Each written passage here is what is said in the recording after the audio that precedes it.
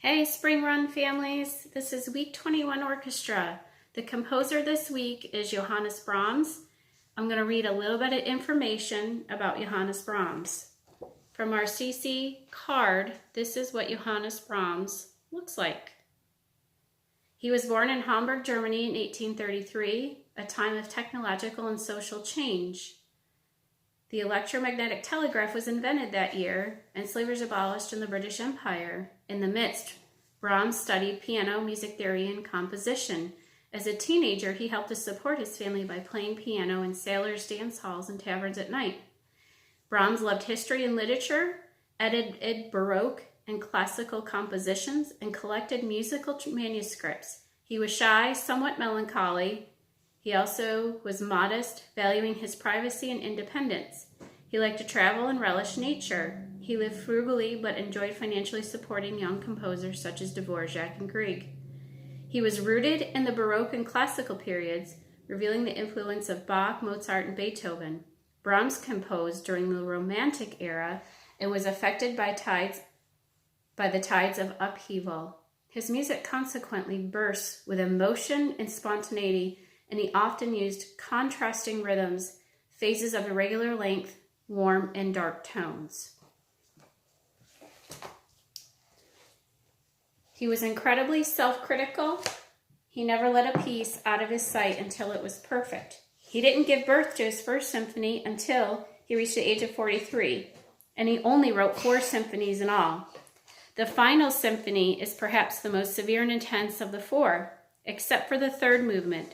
This charming, lively, and joyous movement is a ray of sunshine. It's Brahms in one of his rare, unbuttoned moods. At its first performance, the movement caused such spontaneous cheer that it had to be repeated.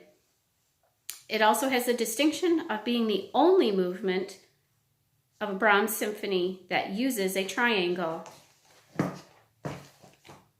The piece this week is called Symphony No. 4, Third Movement. The first time through, I'll be reading a little bit about the piece and pausing to explain what's going on, and then we will listen again a second time through without stopping.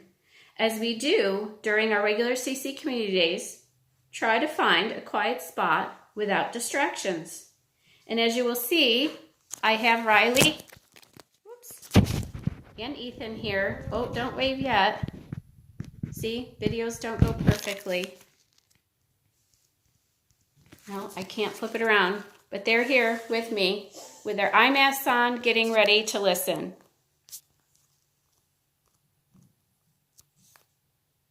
Come on, guys, get your masks on. Please put your mask on, Ethan. Okay, well, we're going to get started. I'm going to read a little bit about what's happening the first few seconds of the piece, because there's a lot that changes in the first about 10 seconds.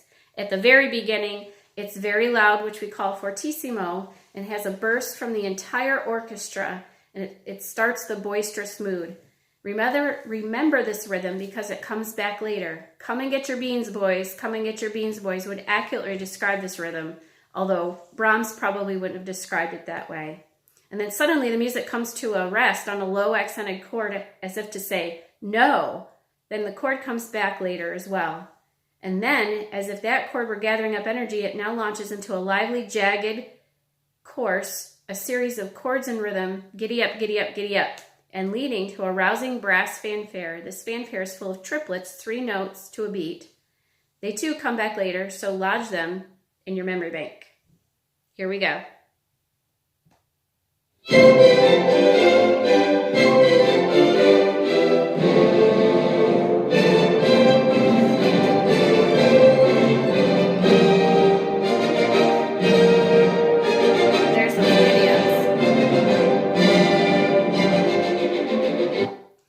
Then suddenly the music quiets down and soothes out, playing a transitional theme. Listen to the voices of the low strings, quietly and agitatingly imitating the rhythm of the beginning.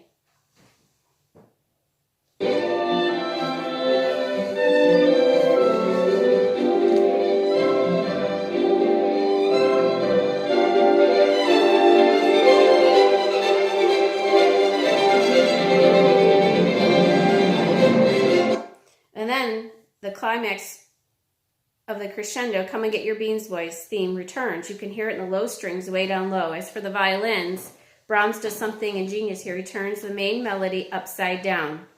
And then just a few seconds later, you hear the held accented chord no again, except that this time it's not just played low, but also quite high in some instruments, continuing Brahms' inversion of the melody.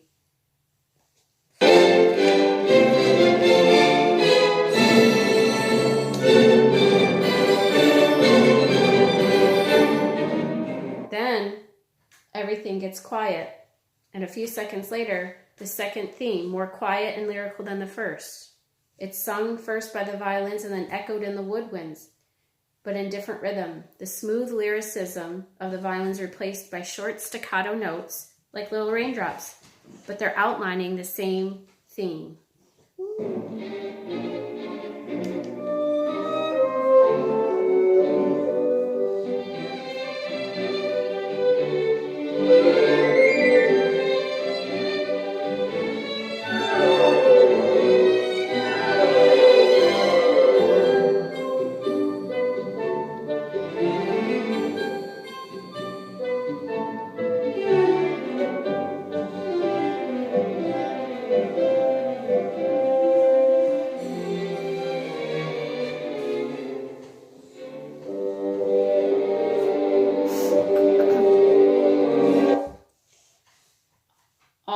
All this leads to a big build-up, a huge one in fact. Then a few seconds later, the main Bean Boys theme comes back again.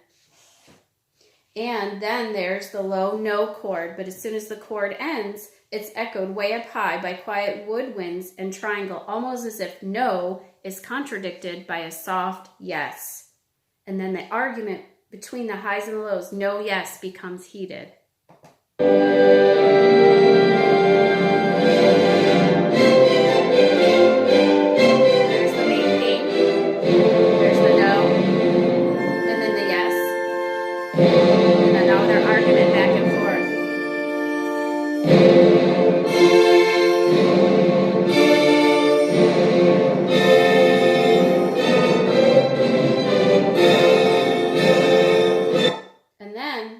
The debate is not over. Amid a weird minor version of Come and Get Your Beans and the cellos, the violins spin furiously in orbits against some ferocious offbeat chords in the rest of the string section.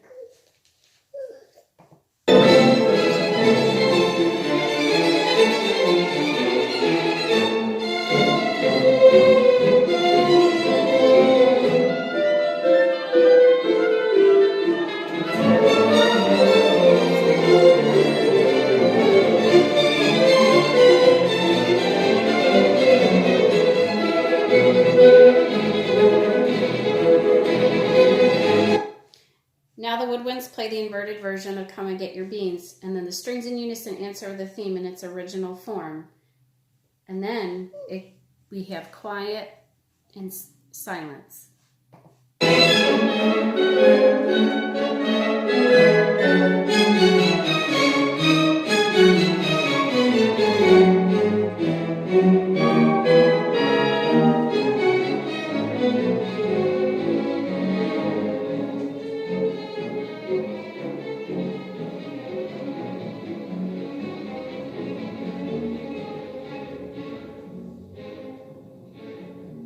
There's the quiet and silence. And then, with a ding of a triangle, the woodwinds enter with a beautiful, innocent rendition of Come and Get Your Beans, and pulse slows down.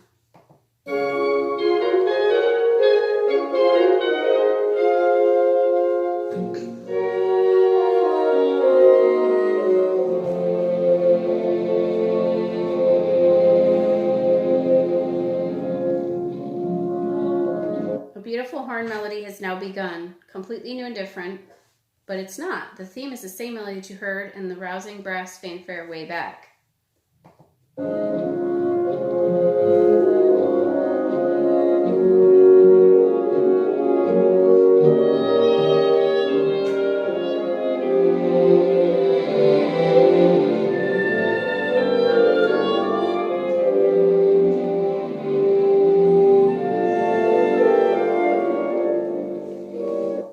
And then in just a few seconds, Only to Raju abruptly, the theme's back in its original triplet, brass fanfare, and almost the exact repeat of what you heard in the early part of the piece, leading to that loud high and low version of the no chord and a whole lot of giddy-ups.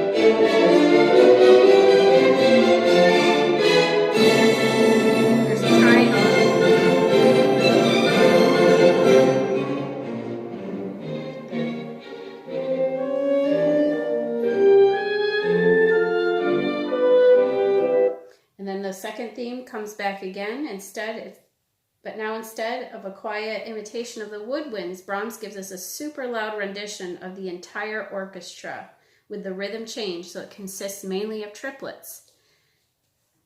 These triplets culminate in short staccato notes, but instead of the raindrops we heard earlier, we get karate chops.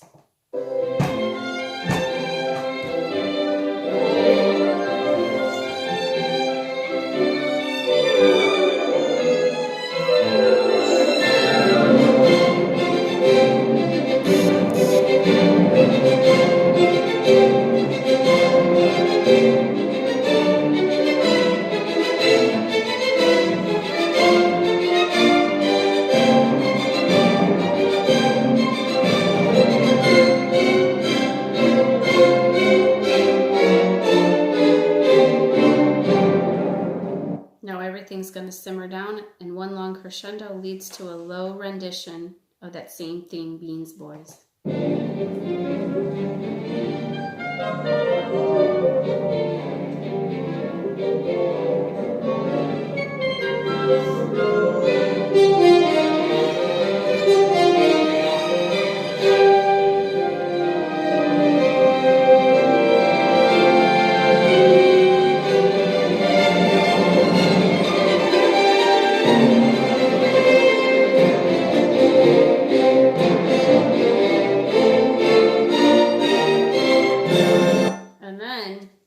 We have a series of yes and no's, no and yes. Finally, one last brass fanfare and a boisterous, bubbling, all-around foot stomping good time ending. We can only assume that the boys did in fact come and get their beans. There's the no and the yeses.